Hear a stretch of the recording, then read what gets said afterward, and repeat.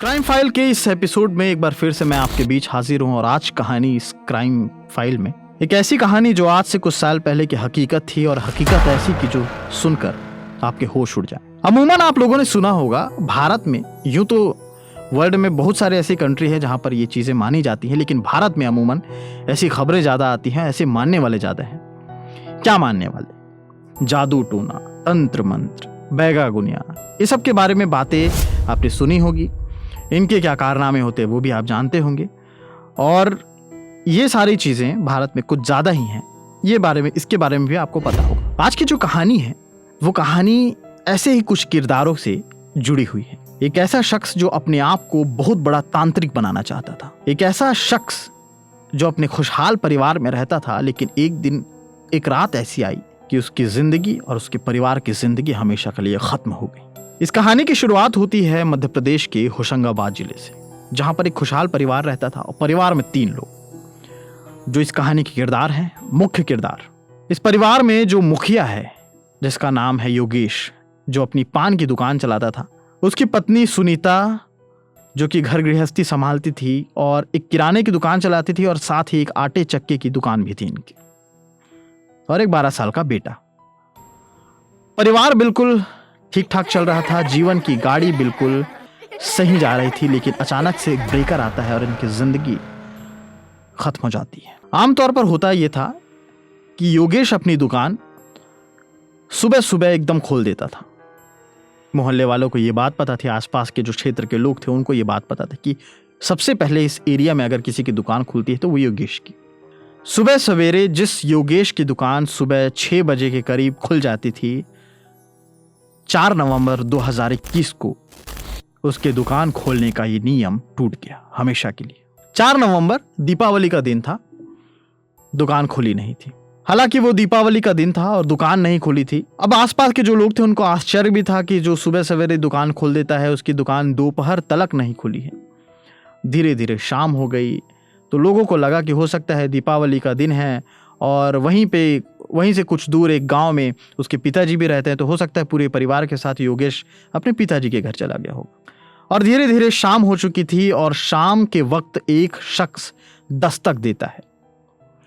Bike से एक नौजवान आता है। नौजवान योगेश के घर के सामने अपनी गाड़ी खड़े करता है, भीतर जाता है, खटखटाता है, लेकिन दरवाजा नहीं खुलता है। आसपास के मोहल्ले वाले लोग ये पूछते हैं कि वो किस लिए आया है, किस काम से आया है, तो वो बताता है कि पास के गांव में इनके पिताजी रहते हैं, उन्होंने दीपावली के लिए कुछ प्रसाद भेजा है, उसे मैं उनके बेटे के पास छोड़ने आया हूं। ये बात सुन के मोहल्ले के सभी लोग हक्का बक्का रह गए, सभी चौंक गए। सुबह से जिस योगेश की दुकान खुलने के लिए राह देख रही मोहल्ले वालों की आंखें अचानक फटी की फटी रह गई। जब उन्हें यह बात पता चली कि योगेश अपने पिता के यहां नहीं गया, तो अब तक योगेश गया कहां है? उस नौजवान ने पहले उस 2 मंजिले के मकान को, योगेश के उस मकान को देखा और उसके बाद वो पीछे की तरफ जाता है जहां पर एक खिड़की है। खिड़की से वो भीतर देखने की कोशिश करता है और जैसे ही वो भीतर देखता है वो चीख उठता है। नौजवान चीखता है और उसके बाद मोहल्ले वाले वहां पर मौजूद होते हैं। पुलिस को इसके बारे में जानकारी दी जाती है, इत्तला किया जाता है। पुलिस वहां पर पहुंचती है। दरवाजा खुल नहीं सकता था, इसलिए दरवाजे को तोड़ा जाता है और जैसे ही दरवाजे को तोड़कर पुलिस भीतर घुसती है, वो देख करके सन्न रह जाती है।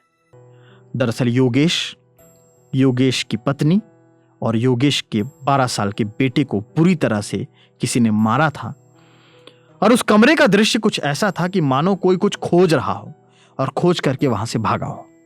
पुलिस अंदर घुसी। अंदर के माहौल को देखते हुए पुलिस ने सारी चीजों को नोट किया। नोट करने के बाद एक चीज और नोटिस हुई। उस कमरे में एक तरफ जहां पे लाशें पड़ी हुई थी, दूसरी तरफ एक दिया जल रहा था। पुलिस को इस बात का शक हुआ, लेकिन शक को और पुख्ता करने के लिए उन्होंने वहां पर जांच के लिए जो खोजी कुत्ते होते हैं पुलिस के, वो बुलवाए। खोजी कुत्तों ने वहां पर सूंघा, वहां पर सर्च किया। वहां से फिर वो बाहर निकले और कुत्ते बाहर भागते भागते पास ही के एक बानापुर रेलवे स्टेशन पर जाकर पहुंच गए। बानापुर रेलवे स्टेशन में पहुंचने के बाद पुलिस वहां पर पहुंची और पुलिस की जांच की सुई वहीं से शुरू हुई। पुलिस को इस बात का शक हुआ कि जिस किसी ने भी ये हत्या की है वो ट्रेन से आया था, स्टेशन होते हुए आया था। पुलिस ने इन सब की जांच पुख्ता करने की कोशिश करते हुए जांच को आगे बढ़ाया और आगे बढ़ाते हुए वो सबसे पहले योगेश के पिता के घर पहुंचे। लेकिन योगेश के पिता ने जो बात बताई, उस बात से पुलिस की जांच धीरे धीरे और भी सरल होती गई। पुलिस ने, अमूमन ऐसा होता है कि जब इस तरह के हत्याएं होती हैं तो आसपास के या घर के लोगों से पूछा जाता है। वैसा ही पूछताछ पुलिस ने योगेश के पिता से पूछा कि इनकी कोई पुरानी दुश्मनी थी किसी से या कोई झगड़ा झंझट कुछ भी। तो योगेश के पिता ने कहा कि नहीं, ऐसा कुछ नहीं था, बिल्कुल सरल व्यवहार का उनका बेटा था, उनकी बहू थी, उनके बच्चे थे, जो 12 साल का बेटा था। ऐसा कोई मामला पुराना था नहीं। लेकिन एक चीज उन्होंने बताई, योगेश के पिता ने जो दूसरी बात बताई उससे पुलिस को शक हुआ। योगेश के पिता ने कहा कि बहुत समय पहले उसके बेटे ने उनके पिता से ये बात का जिक्र किया था कि बहुत समय पहले उनके घर से अचानक से कुछ जेवर और कुछ कैश चोरी हो गए थे। और चोरी होने का सिलसिला एक बार नहीं हुआ, 2 से 3, 4 से 5 बार ऐसा होता रहा। तो उसको पता लगाने के लिए एक तांत्रिक से उन्होंने संपर्क किया था, क्योंकि किसी ने बताया था कि ये जो तांत्रिक है वो ऐसे लोगों को ढूंढ निकालता है जो ऐसी चोरी हुई होती हैं, बड़ी बड़ी चोरियां होती हैं, धन जो गड़ाए गए रहते हैं, ऐसी चीज़ों को ढूंढ निकालने में बड़ा माहिर है। पुलिस वालों ने योगेश के पिता से जब उस तांत्रिक का एड्रेस पूछा तो उन्होंने बताया कि पास ही के गांव में एक गणेश तांत्रिक नाम का एक शख्स है जो काफ़ी समय से इस तरह के टोने टोटके किया करता है, और उसी के संपर्क में योगेश आया था। उसके बाद उस गांव पहुंचती है पुलिस, गणेश तांत्रिक को खोजती है।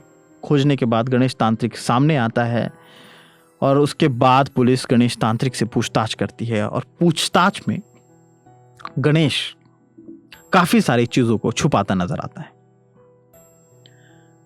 लेकिन पुलिस और पुलिस के गुस्से का रंग जब गणेश ने देखा तो उसके चेहरे के रंगत उड़ गए और उसने सब कुछ तोते की तरह रटते हुए बयां कर दिया। गणेश ने योगेश और योगेश के परिवार और उसके बीच की हुई दरमियान की वो कहानी पुलिस के सामने उगलना शुरू किया। गणेश ने बताया कि जो योगेश था उसके घरों में कई दिनों से चोरी हो रही थी, कभी जेवर चोरी, कभी कैश चोरी हो रहे थे, और ये सारी बात की जानकारी उसकी पत्नी को थी। उसके बाद गणेश तांत्रिक ने वो सारी सच्चाई बताई जो योगेश ने गणेश तांत्रिक से बताई थी। उसने बताया कि एक दफ़ा ऐसा हुआ था कि योगेश के घर से चोरी हो गई। चोरी हुई थी गहनों की। योगेश की जो पत्नी थी सुनीता, उसने योगेश को ये सारी चीज़ें बताई तो योगेश गुस्से से ये बोलने लगा कि हो सकता है तुमने ही कहीं इधर उधर रख दी हो, खोजने की कोशिश करो। लेकिन ये चोरी एक बार नहीं हुई थी, ये चोरी 1 से 2 बार, 2 से 3 बार, 4 से 5 बार लगातार होती रही।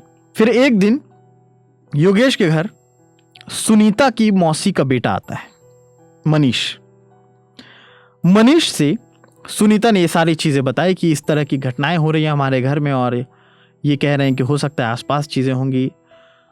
तो मनीष ने बताया कि पास के गांव में एक तांत्रिक है, गणेश तांत्रिक, जो ऐसी इन सारी चीज़ों को खोजने में बड़ा माहिर है। अब पत्नी को, अब जो सुनीता थी, सुनीता को पूरी तरह भरोसा हो गया उस तांत्रिक पे। उसने योगेश से जिद की और पत्नी की जिद के आगे योगेश की नहीं चली, और उसके बाद वो जा पहुंचा उस तांत्रिक के पास।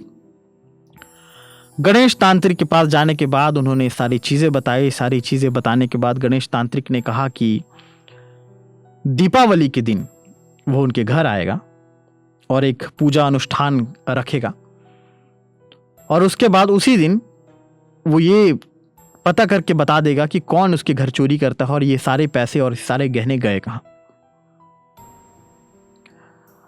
अब योगेश को थोड़ा शक तो हुआ, लेकिन योगेश की पत्नी की जिद थी तो योगेश को भी वो सारी जिद पूरी करनी थी, और इसी चंगुल में फंस करके ये सारी वारदात हुई। योगेश को उस गणेश तांत्रिक ने एक चिट्ठा दिया। चिट्ठे में पूजा में आने वाले जो सामान होते हैं वो सारे सामान दे दिए। वो सारे सामान देने के बाद दीपावली का इंतजार, और दीपावली की वो रात आती है। दीपावली 2 होती है, एक छोटी दीपावली, एक बड़ी दीपावली। छोटी दीपावली की बात थी, अमावस्या की वो रात थी, और उस दिन तांत्रिक उसके घर आता है। उसके घर आने के बाद जैसा कि उसने योगेश और उसकी पत्नी से कहा था कि उस दिन आप लोग पूरी तैयारी करके रखेंगे, वो एक तरफ जा कर के वहाँ पूजा करेगा और पूजा करने के बाद वहाँ पर उन सबको शामिल करेगा और उस दिन वो सच्चाई से पर्दा उठेगा कि आखिर उनके गहने और पैसे कौन चुराता है। अब योगेश और योगेश की पत्नी वो तैयारी करने लगे और इस गणेश तांत्रिक के साथ एक और शख्स था, मोनू नाम का, जो अक्सर इसकी तांत्रिक विद्या और जादू टोने में इसका साथ दिया करता था। तो उस रात गणेश और मोनू जो थे वो योगेश के घर पहुंचते हैं। अमावस्या की रात थी।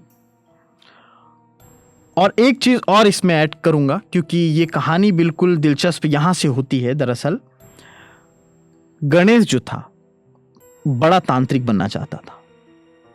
वो इंद्रजाल नाम की एक किताब पढ़ता था और उसमें कई सारी विद्या को लेकर के वो काफ़ी सारी बातें किया करता था। और ऐसी ही एक उसमें लिखावट थी, उसमें एक पुर्जे में लिखा हुआ था कि अमावस्या की रात को इंसानों की बलि देने से वो और पावरफुल हो जाएगा, वो और शक्तिशाली हो जाएगा और वो तमाम ज़मीन में गड़े धन और ऐसी चीज़ों को देख सकेगा जो लोग आम लोग नहीं देख पाते। उसे अपने बड़े तांत्रिक बनने का लालच,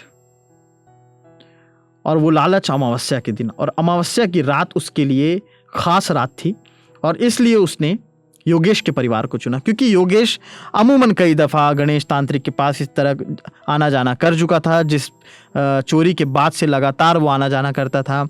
कई दफ़ा गणेश तांत्रिक उससे पैसे लिया करता था और गणेश तांत्रिक बताता है कि गणेश तांत्रिक पे दबाव भी था योगेश के परिवार का कि वो सिर्फ पैसे ले रहे हैं, काम के अंजाम तक नहीं पहुंच रहे हैं। लेकिन गणेश तांत्रिक तो काम को तमाम करने के अंजाम तक पहुंचने वाला था और इसलिए उसने अमावस्या का वो दिन चुना, वो रात चुनी और दीपावली की ठीक एक दिन पहले की वो रात। भीतर घुसते ही मोनू और जैसे ही गणेश तांत्रिक भीतर घुसते हैं देखते हैं कि तैयारी हो चुकी है। उसके बाद एक भभूत गणेश तांत्रिक उस सुनीता को देते हैं और कहते हैं कि तुम इसे अपने परिवार वालों को खिला दो। और इस सुनीता बिल्कुल वैसे ही करती है, उस भभूत को सब्जी में मिलाकर रख देती है और उसके बाद सारा परिवार खा लेता है। दरअसल उस भभूत में बेहोशी की दवा थी। खाने के बाद वो 12 साल का बेटा और योगेश और उसकी पत्नी तीनों कमरे में सो जाते हैं, बेहोश हो जाते हैं। देर रात का वक्त होता है, 12 बजने को होते हैं। अपनी पूजा अनुष्ठान वो तांत्रिक करता है और उसके बाद मोनू को भेजता है कमरे में, देखता है कि जाओ देखो वो लोग सो रहे हैं क्या।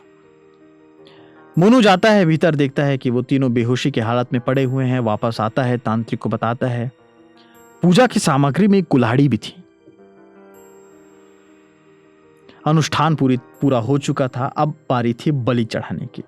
जैसा कि उसने उस किताब इंद्रजाल में पढ़ा था कि इंसानों की बलि देने से वो और शक्तिशाली हो जाएगा, हूबहू वैसा ही काम कर रहा था। उसे वो तिथि भी मिल चुकी थी अमावस्या की।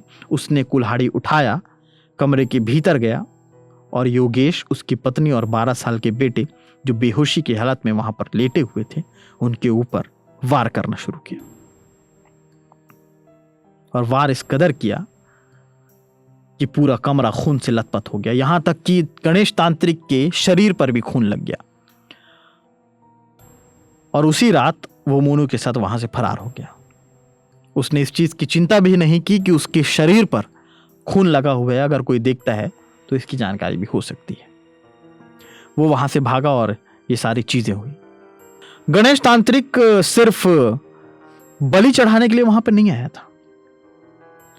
गणेश तांत्रिक को लालच भी था और सिर्फ वो लालच बड़ा तांत्रिक बनने का नहीं। गणेश तांत्रिक ने जब उन तीनों को मार दिया तो उस कमरे में जितने भी गहने थे, जेवर थे, कैश थे, रुपए थे, सबको इकट्ठा लेकर के वो वहां से फरार हुआ था। और उसके बाद अपने जिस गांव में वो हरदा गांव में रहता था, हरदा जिले में, वो वहां चले गया। उसने ये सारी बात पुलिस के सामने कबूल की और पुलिस ने उसे गिरफ्तार किया और इस कहानी का अंत यही हुआ। आमतौर पर ऐसा होता है कि हम कोई भी ऐसी चीज़ होती है तो हमें कोई ना कोई पड़ोसी, कोई परिवार का ऐसा सदस्य ये चीज़ बता देता है कि इस तरह के बाबा हैं, बैगा हैं, गुनिया हैं जो इस तरह की बीमारी को ठीक कर देते हैं, खोई हुई चीज़ों को देखते हैं, बता सकते हैं कि कौन चोरी करके ले जा रहा है। अगर इस तरह के लोग होने लगे तो पुलिस अपने साथ एक बाबा ही लेके घूमने लगेगी, क्योंकि जो चोरियां होती है, जो मर्डर होते हैं, ऐसे लोग ही ये सारी चीज़ें बता देंगे।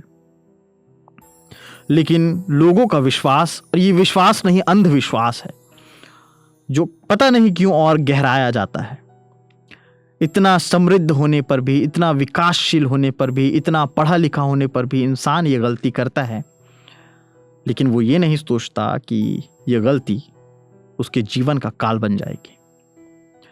अगली स्टोरी में फिर से लौटूंगा एक क्राइम फाइल की अन्य कहानी के साथ। फिलहाल मुझे दीजिए इजाजत और देखते रहिए ये एपिसोड और ये केपी न्यूज़। और अगर आपको लगता है कि इसमें और कुछ चेंजेस होना चाहिए और कुछ खामियां हैं तो बिल्कुल आप बता सकते हैं। शुक्रिया।